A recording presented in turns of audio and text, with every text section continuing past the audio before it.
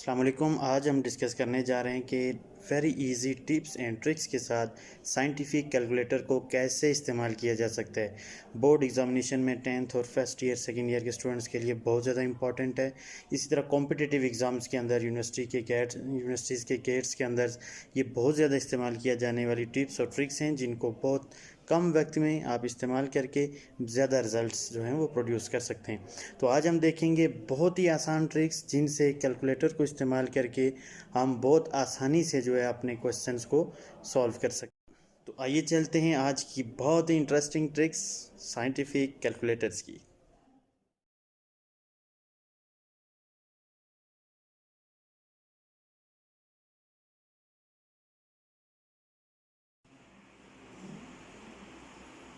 अस्सलाम वालेकुम। अभी हम देख रहे हैं कि अगर कोई चीज़ आपके पास कोई वैल्यू डेसिमल में है तो उसको फ्रैक्शन में कैसे कन्वर्ट करेंगे। लेट्स सपोज हमारे पास है 3.58।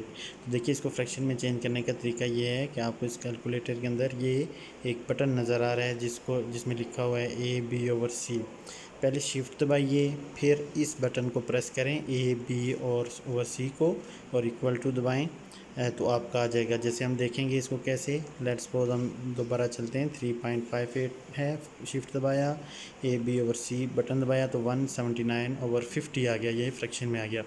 दोबारा इक्वल टू दबा के उसी फॉर्म में ले आएँ। अब अगेन अगर मिक्स फ्रैक्शन में लेके जाना है तो दोबारा इस बटन को दबाएं बगैर शिफ्ट के, तो आपके पास 3 होल 29/50 जो है वो आ गया, मिक्स फ्रैक्शन में थी।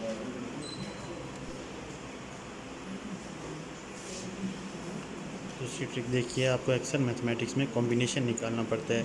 तो ये NCR जो है ये कॉम्बिनेशन का बटन है। अगर 5 कॉम्बिनेशन 4 आपने 5 कॉम्बिनेशन 3 निकालना है तो 5 और NCR वाला बटन दबाएं, फिर 3 लिखें तो आपका आंसर आ गया 10। इक्वल टू दबाया तो आपका आंसर 10। इसी तरह से अगर आप 5 कॉम्बिनेशन 4 निकालना चाहते हैं तो बिल्कुल सेम 5 लिखिए, NCR वाला जो बटन है उसको प्रेस करें, वो C लिखा आ जाएगा, और उसके बाद 4 लिखना चाहते हैं तो 4 लिखें, इक्वल टू दबाएं तो आपके पास रिज़ल्ट आ जाएगा कॉम्बिनेशन। देखेंगे कि किसी नंबर का स्क्वायर जो है वो कैसे निकाला जाता है। तो यहाँ पे जस्ट आप नंबर लिखें और एक्स स्क्वायर का बटन जो है उसको आप दबा दें तो आपके पास स्क्वायर आ जाएगा। जिस तरह 6 है तो आप एक्स स्क्वायर का बटन दबाएं, इक्वल टू दबाएं तो आपके पास उसका स्क्वायर आ जाएगा।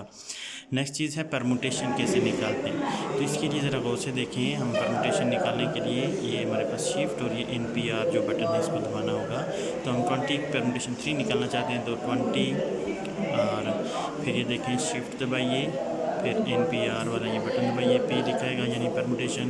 अब 3 दबाएँ, अब इक्वल टू दबाएँ तो आपके पास ये रिक्वायर्ड परमुटेशन आ चुकी है।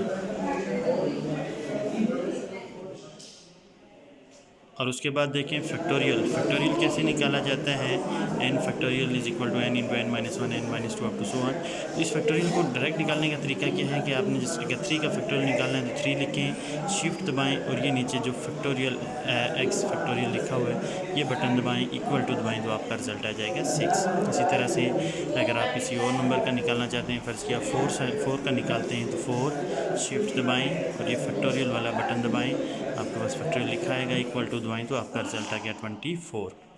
सबसे इंपॉर्टेंट यूजेस ऑफ ब्रैकेट्स, ये कैसे इनको हम सॉल्व करते हैं। तो याद रखें, जब भी किसी फ्रैक्शन के नीचे एक से ज़्यादा ऑपरेशन हो रहे हों, प्लस माइनस और इस तरह से मल्टीप्लाई डिवाइड के, तो उनमें फिर आपको ब्रैकेट लगाना ज़रूरी होती है। बगैर ब्रैकेट के करेंगे तो रिज़ल्ट गलत आएगा। तो जिस तरह ये हम लिख रहे हैं 1 डिवाइड, आगे ब्रैकेट लगा ली, ब्रैकेट लगाने के बाद उसके अंदर जो भी चीज़ें वो लिख लेंगे 2 + 3 और -1, और अब इस ब्रैकेट को हम क्लोज़ कर देंगे। और इसी तरह से ब्रैकेट क्लोज़ करने के बाद हम इक्वल टू की तरफ जाएंगे और ये इक्वल टू तो हमारा रिज़ल्ट आ गया 0.25। तो ये बात याद रखने की है ध्यान से कि जब भी अलजेब्रिक एक्सप्रेशन डिवीजन में आए तो उसको ब्रैकेट लगाना ज़रूरी है। ब्रैकेट नहीं लगाएंगे तो आंसर गलत है।